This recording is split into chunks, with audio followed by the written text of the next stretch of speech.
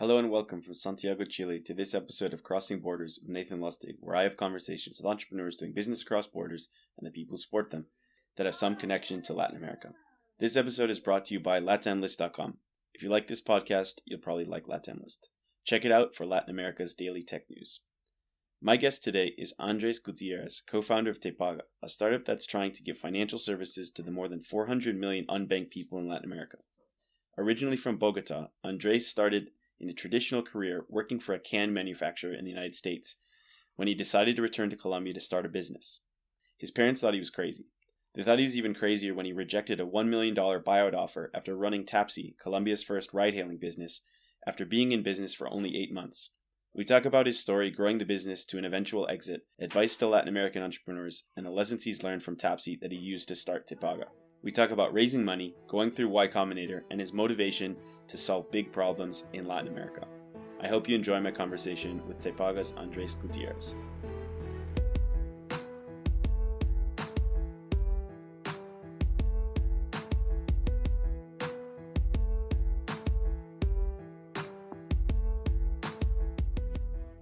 Hey Andres, welcome to the podcast. Thanks for being willing to do it. Thank you for the invitation, Nathan. Of course. So where are you in the world today? I am from Bogota, the capital of Colombia in South America. Awesome. And tell me a little bit about Tpaga. What are you doing? Tpaga is, I would say, one of the most ambitious projects that I think our generation can try to solve. We're trying to become the bank for over 400 million people of Latin America who have never had access to a credit card or a debit account. Tpaga starts off as a mobile wallet that allows any type of consumer to receive, store, and send money through your cell phone. But it's evolving into becoming, I don't want to get ahead of myself, but a financial super app, because millions of unbanked consumers that we're already reaching have never had the opportunity of buying an insurance, of getting a loan, and of accessing all these sort of financial services that a lot of people in the West take for granted. And we believe we're going to be the first step towards that financial inclusion for over 400 million people of Latin Americans. So you mentioned that people kind of in the developed world take for granted. Set the stage of like, what's one of these 400 million unbanked person, what's their life like? What are their actual access or interaction to the financial system? That is a great question. So I'm going to take a real user of Tpaga. So there is a rural town, a coffee farm in Colombia, called Sasaima, Cundinamarca. So the coffee workers of Sasaima, Cundinamarca, they have to walk on average 5 miles to find the nearest bank to pay their utility bills, like I mentioned, once or twice every month. When he has to send money to his son who's studying in a city like Bogota, he has to walk those same 5 miles to one of these cash kiosks, deposit sort of $100, of which only 95 arrived to his son. And these are like the typical pain points that not just this rural farmer in Sasaima, Cundinamarca has, but over 60% of the population of Latin Americans have to do this to actually be able to pay their utilities or to send money to somebody else who is financially excluded. So there's huge costs, sort of time that you have to spend finding these sort of, I would say, non-financial institutions or hybrids of financial institutions. And the worst thing about this is that this farmer is never going to be able to get a credit in his life because he's only getting paid in cash. So when he goes to a bank and says, hey, I want this loan so I can pay the college of my son, the bank's going to say, okay, can you show me your income? He's going to say, no, I get paid in cash. And 99% are never going to get a loan because of this. But if we can change all that, Nathan, if we can allow the owner of a farm to send money to this farmer who just has to have a smartphone to receive the funds, finally, once he receives the money that he's paid for his work in the coffee farm, he's finally going to be able to pay the utilities through our cell phone, through our mobile wallet, And then he's finally going to be able to send money to his son through Tpaga, through our mobile wallet, because we have a peer-to-peer sort of service. And finally, he's going to be able to use this sort of income statement to go to a bank and say, look, I'm getting paid $1,000 every month. I'm only spending 800. Can I please get a loan so I can pay the college for my son? And this is all going to change once we get our product out there to millions of consumers. This is a massive problem in Latin America. And for Latin American entrepreneurs, and really any entrepreneur in the world, you can choose to work on a problem like this that will be, one, if you solve the problem, it'll be very lucrative, but two, it will solve problems for millions of people and help them get to the next stage of kind of their lives and save money. Why did you decide to do this business, which is this massive undertaking, rather than any other business you could have done? You know, you see people doing, apps for whatever. Why this business? Why did you decide to take such a big challenge? I think, I don't know if hopefully it doesn't sound too cliche, but I think this opportunity found us, or this sort of life-changing endeavor found us. 5 years ago, with the same founding team, we created a taxi app, which was still solving an important problem in Latin America.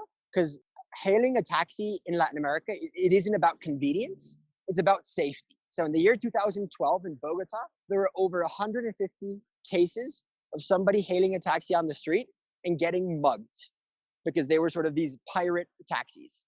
So imagine every 3 days, somebody was hailing a taxi on the street and he was either disappearing or getting robbed. So we created a taxi app called Tappsi, which became the largest taxi app in Colombia and the second largest in the continent.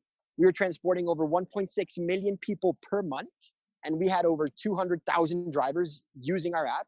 And we had sort of solved this problem of hailing a taxi safety in Colombia. But then we realized that a huge pain point when you hail a taxi, I don't know if this happened to you, Nathan, in Quito or in Lima or in Bogota, the only way to pay for a taxi is in cash, which is insane, right? We're talking about the year 2018, 19, and the only way of paying a taxi is in cash. So we decided to solve that need of paying for it with your credit card. And once we were developing a payment platform, we realized that the reason the taxis didn't receive any electronic payment is because they are unbanked. And if I'm unbanked, I can't receive the payments. So we decided to start with the taxi drivers of creating a mobile wallet for them. And then it just became out of nowhere, Nathan, that it wasn't just taxi drivers. It's truck drivers, it's rural farmers, it's direct sales representatives. It's 60% of the population who sort of work in the informal economy and who don't have a bank account.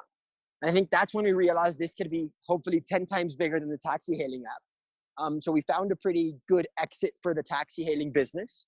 We sticked along for a while. And then we decided to sort of build this mobile wallet that was hopefully going to change the lives of millions of consumers, the same way we changed the lives of millions of taxi drivers who prior to Tappsi, they didn't have any smartphone. They didn't have any technological tool to help them be more efficient and increase their revenues. So hopefully that's curiously how we stumbled upon this sort of huge opportunity that you're mentioning. So we're going to go deeper into Tpaga and also the Tappsi story in a bit, but I want to hear about your background. Did you always know that you were going to be an entrepreneur, or was this something that just sort of came up in your business career? No, absolutely not. I was a really shy kid growing up. My grandmother had a coffee farm and an avocado farm. And so that I wouldn't be the shy kid of the family, they used to sort of not force me, but sort of, make me go at the building we lived, like apartment by apartment, selling our avocados so I can sort of be more entrepreneurial, just to be less shy.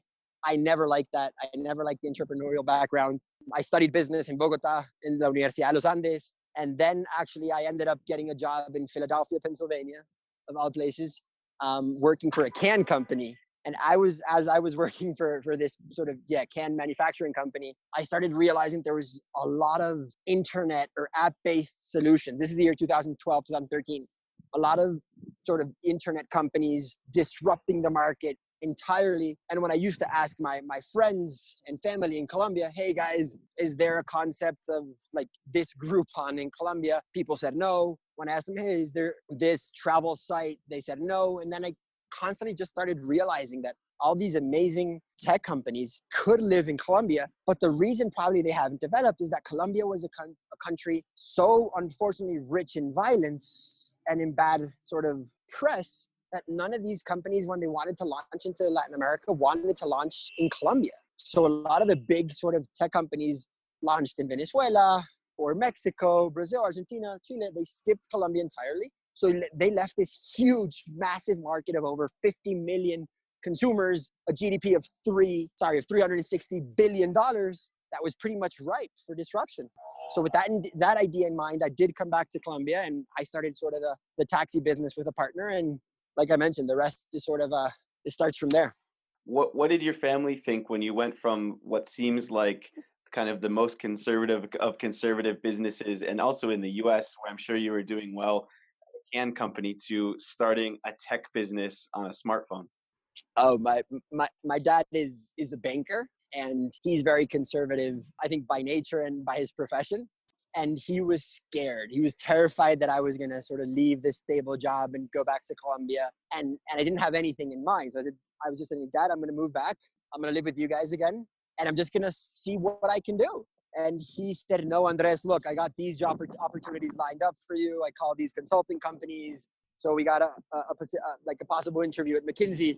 We got another one at Procter & Gamble. Why don't you take these very safe bets? What is internet? Come on. So I think he was quite scared. I think there's an anecdote at the same time. The first time we got an offer to sell Tappsi, it was for $1 million. It was, I would say, 12 months in. And this VC firm says, you know what, guys, we want to buy this entirely from you. It's $1 million. I told my dad, and I remember his face at the dinner when I said I didn't accept it. He's like, Andres, you have no idea what you just did. You have no idea how hard it is to build $1 million. You built it in 18 months or 8 months. Just sell it. I said, Dad, no, this can be bigger. I still remember his face saying, son, like the bad education I've sort of given you. And then long story short, we sell it by a couple more X's to that 1 million. But it was really hard. It was really hard. And at the same time, this was year 2012, Nathan, which I think based on your experience as well in Latam, you can really testify that 2012 apps, internet, it wasn't the same thing it is today.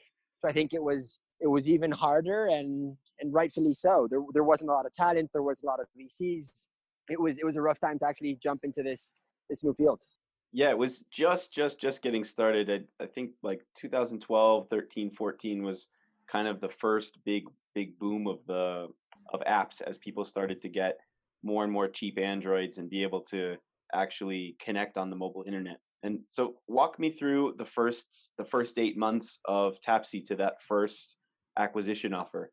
How did you get the thing off the ground, and how did you build it so that there was so much interest that you could sell it so quickly?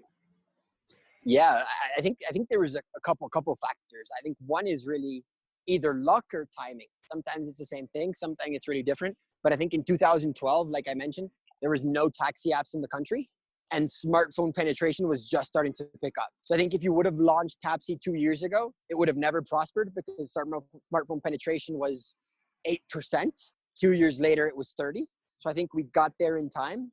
I think the second also, which is really important, is that I found a partner who could really complement my background, my skills, and he could actually build the product. And I think that is super important when you're starting. Somebody of the founding team has to be able to sort of be able of building the product. So the co-founder, Juan Salcedo, was a brilliant sort of engineer. He built the first version of iOS, the first version of the Android app, the driver app. He sort of handed it to me and said, Andres, I have a prototype, now find drivers. So I just started going out. I didn't know anything about the profession. So I started driving taxi, or just being with taxi drivers for the first 2 days, started asking his insight, started figuring ways to sort of create a sort of an acceptance of drivers. And then we started doing something a lot of companies actually started doing, but it just came very natural, which is just doing a referral program. Because we started doing sort of advertising for drivers, and we realized that when you're advertising something for a small niche, there's going to be so much waste, there's so much inefficiency in the message. So if I do a Facebook ad, there's only going to be 1 out of 100 sort of people who are actually taxi drivers. So it's going to be a lot of waste. So instead of spending a lot of time on waste, we started going to taxi drivers and realizing that in his network of friends, he knows 8 to 10 other taxi drivers. So if we created a referral program and created some incentives for him, he could really grow the network without us spending a lot of time to figure out other marketing acquisition strategy for the drivers. So we started acquiring a lot of drivers that way. We started creating some really cool hacks, growth hacks, that when you hailed a taxi in Colombia, and this is the year 2012, you used to send via text message the license plate of the taxi you just hopped in to your friend or family, just in case you don't appear at your destination. This is true, Nathan. This is what Colombians used to do a couple years ago. Just in case, like, Mom, I'm in the taxi with these license plate. Just in case I get mugged, you can sort of hopefully find me. we started including this feature of you reporting your taxi on your social networks. So as soon as you hopped onto a taxi, we said, bon voyage, or enjoy your trip. For safety reasons, why don't you share this with your entire network? So people were, 1 out of 3 rides were sharing with their entire networks that you're on a ride with a Tappsi app. And this started becoming our customer acquisition strategy. So these were the only 2 strategies that we used in the first 6 months. And this is how we grew from having 100 drivers in month 1 to over 10,000 drivers in the first year, and having over 100,000 users in the first year. And then I think that was sort of probably the most interesting finding that we had, and that's how we started growing. And that's got to be one of the most cost efficient ways of expanding. When you look at what companies like Uber and Didi and 99 have done over the last couple of years as they've gone through the market, they've probably spent way more than you were spending by getting these kind of 2 growth hacks going. I think so. I don't like to sort of alardear or like go and saying, oh, we're really smart.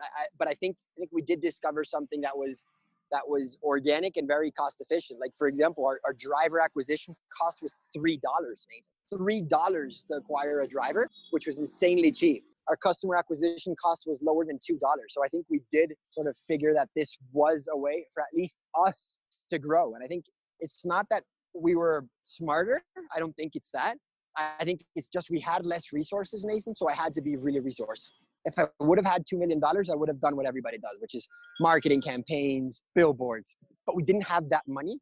I think we had to be extra resourceful. And I think that's how we found other ways that are unconventional, but it worked perfectly, I think, for our time and our moment. The best entrepreneurs that we've worked with in the region have exactly that. They have that kind of constraint of capital at the beginning. So they can't just throw money at the problem to solve it, or bodies at the problem to solve it. They have to come up with interesting ideas on how to do it. How was that something that came naturally to you? How did you come to that? Because a lot of people would have said, you know what, no, I need to go raise a really big round. I need to be able to go buy the market share. In this case, now, if you look at other markets in the US and to some extent Latin America, they're renting the market share rather than even buying it. How did you do it? I think, to be honest, it was really just out of necessity, Nathan. Remember, it's year 2012. There was only one VC in Colombia called Axon Capital. There weren't any angel investors. Family offices were still doing what most family offices still do, which is just invest in real estate and traditional businesses. So we really didn't have that access to capital. So I think without having that access, we had to sort of do this marketing on a shoestring budget, and we had to be really creative. I think we were just growing organic. We were really lucky to have found a government sort of sponsored fund. So this is a program called Impulsa, which is, I think, Colombia's response to Startup Chile, to sort of create their own sort of ecosystem of startups. So they were providing a 70% grant or 100% of the grant if you put 30%. So we applied for a grant of approximately $150,000. Juan and I put approximately 30. And with this, that's how we sort of picked it up. And this was like the first funding. Then we only raised a round of 600,000. And then I can't mention the figure of an exit, but it was quite a lot of exits after that round. So I think it was just restraint. But at the same time, one of the biggest mistakes I think we made, Nathan, is that we didn't envision that to build this company at a scale, we would need to raise a lot more capital. So I think we were comfortable because the business didn't demand as much capital. It wasn't so capital intensive. We were in just 3 countries. But then when we started saying, hey, we can do this at a larger scale, we realized we were super sort of less funded than our competitors. And that it would be probably impossible to sort of leapfrog them without a big round. And I think that's when we realized that yes, we were great being sort of very efficient, but we didn't see that we would need a lot more capital to actually become the number 1 player in the continent and not the number 2 or 3, which is what we were. One of the big knocks on the Latin American ecosystem from US VCs and some of the LPs in VC funds has been the lack of exits. And you had an offer at 8 months, and then you raised a little more money, and as you put it, got multiple X's more as an exit. Walk us through how you went from that first offer all the way to the end to exit, and what advice would you give to other founders who are looking at potentially getting into the ecosystem on how to potentially exit a business? Yeah, I think after sort of saying no to the first offer, I think we realized that we really needed to sort of take this to another scale. So at first it was just me and Juan doing absolutely everything from driver acquisition to to customer acquisition to growth campaigns. I think we started hiring people for roles that we couldn't do anymore. So I guess from there we just started scaling the company. We then started looking at other cities where our customers or drivers were downloading the app that we didn't have service, to ensure that every time we launched into a new city, there was already sort of a captive audience, or there was a market need for our product. Because I think the biggest mistake a lot of companies do is that they launch in a new market just because it's a huge market, and then they start spending a bunch of months iterating, thinking, why aren't customers using me? So I think we started just scaling to cities where there was already sort of a demand for our product, and then we were launching. Then we were, once again, very lucky that Endeavor Colombia sort of invited us to pitch to Endeavor Argentina entrepreneurs and VCs. There we happened to pick the attention of I think one of the most amazing entrepreneurs and VCs that Latin America has, which is Nicolás Ecasi and Hernan Casa. We spoke with them briefly at that pitch. They introduced us to the company who's going to become our investor, which is Safer Taxi. They were solving this problem for Chile and Argentina. We were solving it for North Latam. We saw a great fit because they had 2 years of sort of this customer feedback loop ahead of us, because they were the first like real taxi hailing app in the region. We partnered with them, and then we just started scaling based on their know-how, our grit, and just the big unmet market in Colombia and Peru and Ecuador. We started scaling, and then I think we didn't look back to raise a fund, because as soon as we started charging the drivers, we were cash flow positive from the month 18. And then we just kept on growing until we realized that if we wanted to keep on growing, we would have to raise a bigger round. At the time, there were other players that were really well funded. And when we were talking to mutual investors saying, hey, my biggest competitor is Uber, a lot of these VCs started saying, hey guys, we're hearing the same message from Easy Taxi. Instead of you two fighting for drivers, why don't you join? And I think after a couple months talking with the Easy Taxi guys, we realized it was a great fit for us. And that led us to sort of the exit, if you will, through Easy Taxi. So you exit the business. We heard a little bit in the intro about how you saw this problem that transitioned into Tpaga. How did you approach starting your next business differently from the first version, where you just kind of bootstrapped it together with you and a co-founder? What were the lessons that you took to starting the second one? I think it was really the capital requirements. So I think the first sort of learning from Tappsi was we're going to have to raise a bunch of money if we really want to become the largest mobile wallet of Latin America.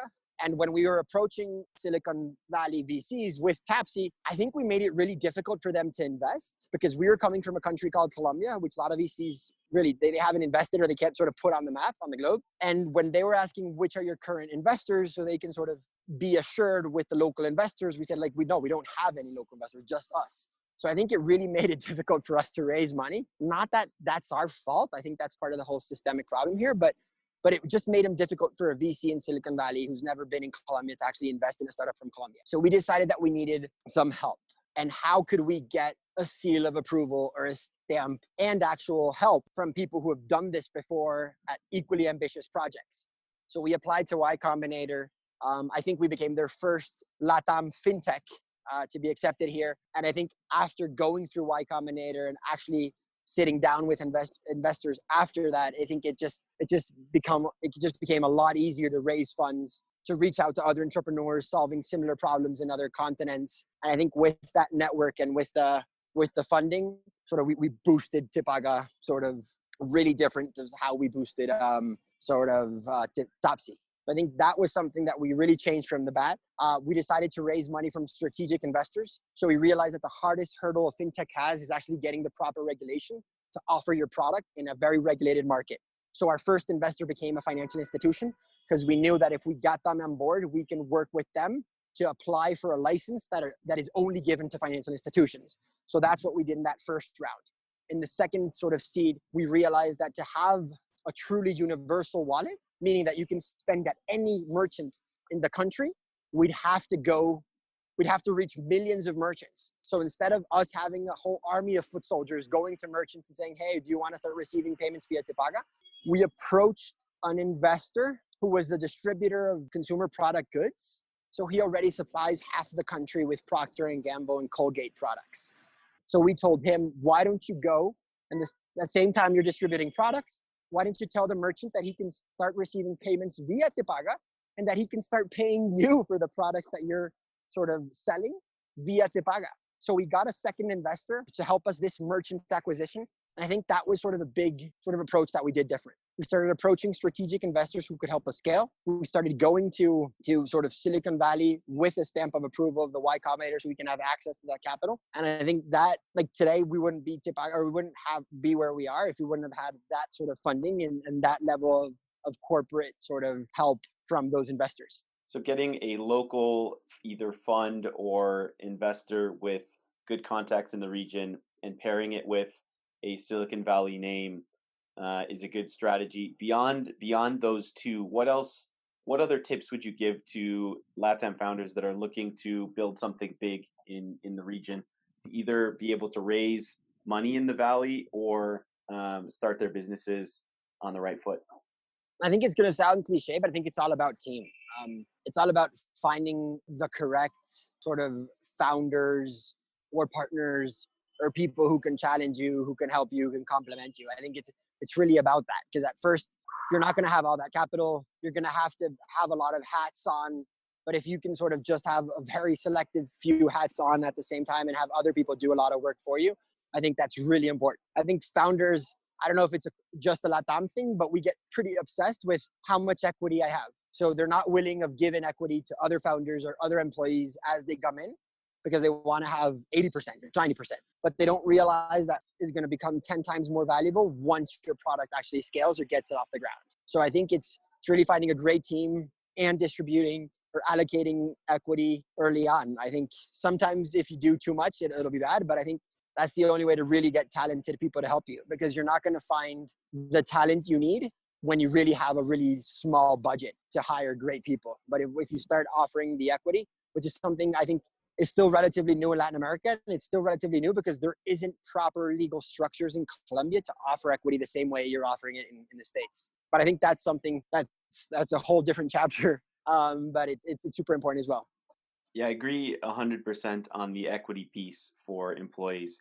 I think that's one of those things that is like we try to almost force entrepreneurs that we invest in to give at least 10% equity to their employees. Because one, as the ecosystem gets more and more competitive, the best talent are going to be able to go work at the places that do have stock option plans and equity. And two, it's the right thing to do for the ecosystem, because we really think this is one of the biggest pieces of impact that VC and tech can have in the ecosystem, is building that next generation of wealth for people that previously would only be employees, and now will be able to either start their own thing and maybe even do angel investing for other people that maybe are off the VC radar. So it's one of these things we get on our soapbox about it. So I think you're spot on about it.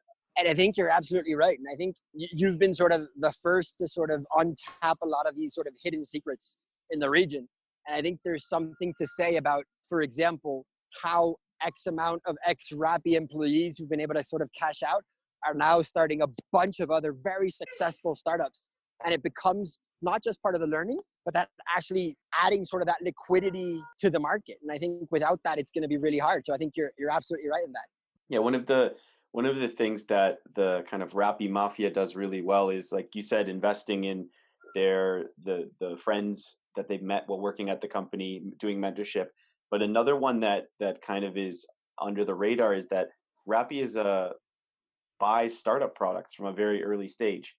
And I think at the last Y Combinator demo day, there were about 15 companies from Latin America, and like 8 or 9 of them had Rappi as a client. Yeah. If you look at some of the other big companies in the region, I don't think they do as good of a job of working with new startups. So it's really cool to see, and I think it's a trend that will continue to build. I agree.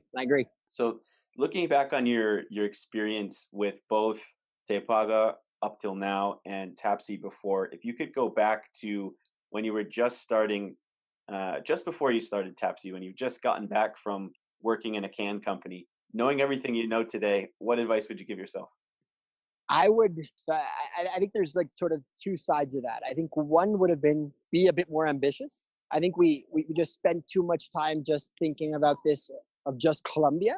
And I think that's something nice. I think of this sort of new generation of entrepreneurs. They want to take over Latin America. They want to take over the world. We were just thinking about Colombia. I think once we reached Colombia, we said, all right, now it's time for other countries. And then I think we were too late to get into the market. So I think one was be a bit more ambitious, and two, raise capital, I guess, for a rainy day. Sometimes you just think of let's raise capital for the next 18 months. And then when you're running short on cash, you start raising again. I think you always have to be, you constantly have to be try at least to be raising more capital, more capital, more capital. Because I think this is, I think I joke about this with my founder, Juan. We could have been the super app of Latin America. We had 3 million users in 2015, 500 monthly active users. And we could have just spread to a lot more verticals, and not just sort of transportation. And I think we realized this too late into the game, but it was in part because we didn't have that extra capital to be a bit more bullish or see where this can evolve 5 years down the road. We were just thinking of like sort of the next year. So I think those would be, I think, my two advices of my previous sort of self, or Andres in 2012. What books, blogs, podcasts, documentaries do you like to recommend to people? I love Masters of Scale, the Reid Hoffman podcast. I like also listening to yours and Robbie Fry's podcast, because I think for the Masters of Scale, it's great to sort of be inspired by people around the globe. But sometimes it's hard to take advice from like a Brian Chesky about how to do things when you're in Quito or when you're in Cartagena. So I like, from at least from the Robbie Fry's podcast, that it's local people. So I think that is a lot more, you can learn a lot more from those than from the global sort of founders. I think blogs, wow, I think for news, I go like to TechCrunch, VentureBeat. I like, and this is probably not going to be like the typical response here, I like old school business books and biographies. So the Andrew Carnegie biographies, the Rockefeller biographies, I think the Vanderbilts. I think I'm just enjoying those a lot more than the current ones, to be honest. So I'm a huge sort of history buff in terms of business.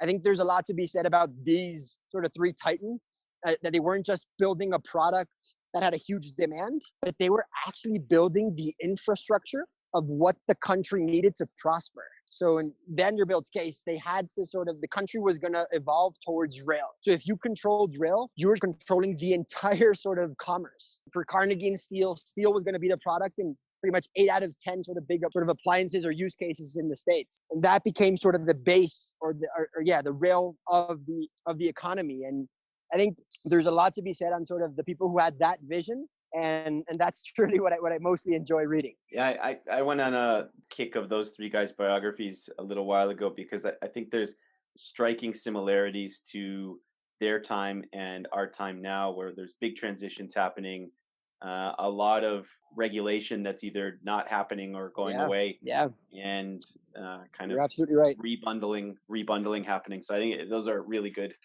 picks to read right now. Yeah. So what's next for you in Tpaga? I don't know, to be honest. I think we really have our goal set on once again, providing a mobile wallet that can open up a whole suite of financial services for millions of consumers in Colombia, Mexico, and Peru. We just became one of the 30 mobile wallets to get the license in Mexico, which is a market of $1 trillion in TPV or GMV, that nobody has really a head start. I think there's going to be a lot of players going to that market, but we can be one of the winners. I think this task of financially including 100% of the population is not something I'm going to get done in at least my scope or my generation, but I think we're definitely going to give it a shot. And hopefully when we're not the correct founders for this, hopefully we can pass the baton to other great entrepreneurs who can continue this. I do want to follow your footsteps, Nathan, to be honest. I want to help other entrepreneurs scale their companies. So I've been starting to invest in some startups here in Colombia and Latin America. I love the role of just being a mentor and helping. And it's not about just dishing advice. It's actually sort of seeing yourself in those shoes a couple of years ago and trying to help them not make the mistakes you made. So I'd love to eventually be part of a group of investors, like of founders for founders. I know that's cliche as well, but I think there's a lot of funds that do not really think about the founder enough. So I'd love to sort of evolve eventually into that, but I think I got my hands full with Tpaga. We're in the process of our fundraising. It's looking nice because we're growing 20% month on month, and there's so much to do: credits, loans, insurance. But I think right now we're just laser focused on becoming the most used mobile wallet in the region, and hopefully from there, I don't know. Love to follow up in a year to see where the road's taking me. For sure. And yeah, I think your point about entrepreneurs helping other entrepreneurs is key for LATAM. One of the big things that we saw in the market when we were starting with Magma back in 2014 was that the feedback loops in Latin America were too slow for founders. Whereas in Silicon Valley, and this is true in the middle of the US as well, like in Wisconsin where I'm from, we had slow feedback loops and we got more feedback in a week getting hammered by investors in Silicon Valley than we did in a year of starting the business. And I think that getting US style direct feedback from founders who've done it before to make that feedback loop go to days and weeks instead of months and years for Latin founders is one of the big wins that's starting to happen now with people like you giving back and giving feedback. So it's going to be great to follow up. Yeah, we definitely should do another one in a year. And I want to see how you guys continue to grow, and it's going to be fun seeing you attack such a big problem. Thanks. Yeah. Once again, I think what people are like you're doing in the region, what Magma is doing, what you're doing with your podcast, I think that's really immeasurable. I think you need exits. Yes, you need companies like Rappi, but I think there's more to, the term is sometimes thrown away very vaguely, but there's more to an ecosystem. It's about all those small details that really make a huge impact in the lives of hopefully future entrepreneurs. So kudos to you once again. And yeah, no, hopefully we'll have plenty of updates on Tpaga in the next couple of months. And once again, thank you for your time, and hopefully the audience has a good kick on what we just spoke about. Yeah, thanks for the compliments and thanks for taking the time to do the podcast. It was really good. Have a great rest of your day. Thanks, Nathan. Bye-bye. Thanks again for listening to this episode of Crossing Borders with my guest, Andres Gutierrez. If you like this podcast, please share it with a friend and give us a rating on iTunes or wherever you listen to your podcast. It's the best way to help spread entrepreneurial stories like Andres's to a bigger audience. Thanks to Angel, Josefina, and Sofia for producing this podcast, and thanks to you for listening. Hope you have a great rest of your day.